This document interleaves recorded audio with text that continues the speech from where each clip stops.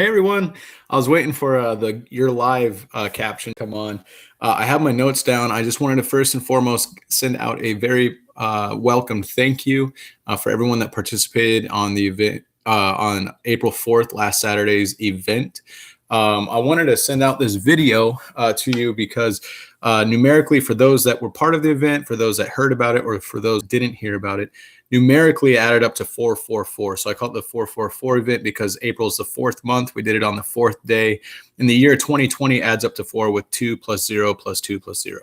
That being said, energetically, there will be 2 more days numerically that will occur this month that will have the same energy. That'll be April the 13th and April the 22nd. So subsequently, the April 4th event was the first of 3 ceremonies.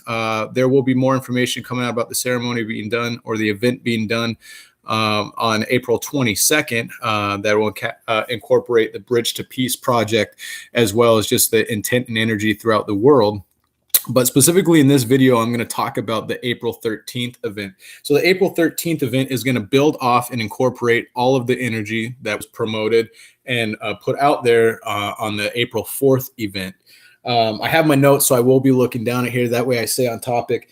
But there's been numerous ceremonies dating back to 2004 that Craig and Suzanne and Guy and Dan and many other people have been part of. And those events, again, I didn't come into knowing Craig and Suzanne until 2010, but those ceremonies were designed to hold and build and store spiritual energy that would be used at this time to be put out into the world. And so those ceremonies and that energy was designed to use divine magic. Now, I just want to address, sometimes the word magic throws people off. Okay, we get in our own way. We start thinking about magic as far as like something kind of cult driven, or something that's kind of like black magic, or just we associate it kind of with just oddities, so to speak. But another word for divine magic would be the sacred mysteries that Jesus talked about. Okay, so for those of you that are aware of the sacred mysteries that Jesus talked about, in Scripture, you can substitute divine magic for that. For everyone else, you can look at magic or divine magic as a force or a tool that we utilize for personal transformation. Through transforming our consciousness that we use every day, whether we're conscious of it or not. And so when you go through a growth as an individual, if you learn to look at things differently, if you learn to let go of anger and fear and doubt and use compassion and unity and upliftment and love, that's a form of using divine magic, so to speak. Popular culture will talk about a force in Star Wars. It was up to the individual. How did they utilize that force? Were they part of the light or were they part of the dark side? In Harry Potter, you had Voldemort and all the Death Eaters. And then you had Harry Potter and all the people who were coming together to fight them, so to speak. Again, the power was a neutral force in those examples, but it was up to the individual how they used and wielded that power. So we have at our fingertips, those are just different ways to look at it. If the word magic throws you off. But that being said, when Jesus talked about the sacred mysteries or divine magic, different teachers, not just Jesus, but different teachers throughout history have there's always been people that wanted to, destroy that information. And so these teachers, they hid that information in various ways, in ingenious ways that allowed them to pass that information through time and down to other people. So that way we would continue to have that knowledge to be able to use it in our own lives. And you can see that in the Gothic cathedrals and the stained glass windows of the Gothic cathedrals like Notre Dame. You can see it in the oil paintings that are in different art galleries around the world, or specifically in the Louvre. And you can see it in the tarot deck, or the major and minor arcana cards for the tarot. Now, I wanted to focus on that last bit, the tarot, because specifically for this event on April 13th, here's the nuts and bolts of it. On April 13th, we're going to be having a guided meditation. So I'll go live that day, but once the event starts, I'm not going to be live because I need to be part of that meditation. All you're doing is watching a link, which will be provided in the end of this, in the description here, as well as when I post it on Facebook. But a link that's going to take you to another YouTube video that has a guided meditation of a ceremony that was performed in 2016. Now, particularly, it has wonderful flute music played by Guy, along with a still picture of the 72 tarot cards. Now, a lot of times that also, like magic, will throw people off a little bit. It might shut them down to the aspect of what's going on.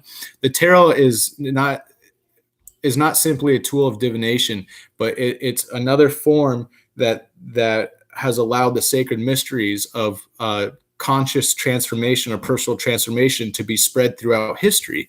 That way we can continue with that knowledge. It ties in with the way that I constructed that painting that I did. I had specific imagery and color that elicited archetypes and represented a lot of symbology. Same thing with the tarot cards. When you look at the tarot cards, which you go to the Bridge to Peace Project website, you can look through the tarot cards. They have just specific imagery. They have specific colors that are so associated with specific sounds that all have to do with how the individual will personally transform themselves. And so I didn't want anyone to get thrown off by that when they're looking at that image. It has nothing to do. It's all positive. It's all uplifting. But it has to do with integrating that ceremony with that energy of that day with the ceremony that's going to be taking place on April 13th. So again, all April 13th is going to be is we're going to be connected over the World Wide Web through this meditation where you're going to be watching the video of that ceremony and listening to the sound of a guy playing his flute.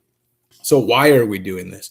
Again, we're doing this because the mass consciousness manifests things. Okay, Carl Jung talked about it, and he called it the collective unconscious. So everyone in the world coming together, lately, and especially since early 2000s, a big push into going into the revelations or the end of the world. A lot of fear, a lot of uncertainty, a lot of talk about past presidents, this president, talking about different countries, the threats they pose, all these sorts of things. It's just a bunch of uncertainty and fear being pushed out into the world. And so when natural occurrences like the weather or illnesses that arise are because it's a direct manifestation of the collective subconscious that we're all a part of. Okay.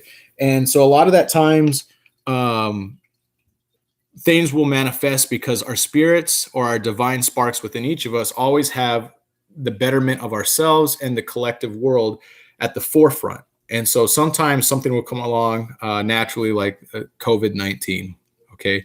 And so you ask, well, how does COVID-19 benefit us spiritually? Well, a lot of us were self-absorbed. Okay. A lot of us were going throughout our day, just completely focused on ourselves. And we cared about the world, but we didn't really know, with everything going on in our own lives, how we can affect the world personally. And so you have that going on, and a lot of carbon emissions because, we're driving around all the time. Now our carbon emissions have gone down completely. Our ozone's being replenished. And people, because they're quarantined at home, they're more exposed to what's going on in the world. And so they're not so wrapped up in themselves. We're having a reassessment of priorities. Okay. And then you do have individuals or spirits of individuals who have decided that they would sacrifice themselves at this time to bring more awareness to what's going on. And I don't mean that might throw people off too, but you just look at people, let's bring in Kobe Bryant. When Kobe Bryant passed away, it shocked the whole world. And no one wants Kobe Bryant or anybody to pass away, especially people that they love.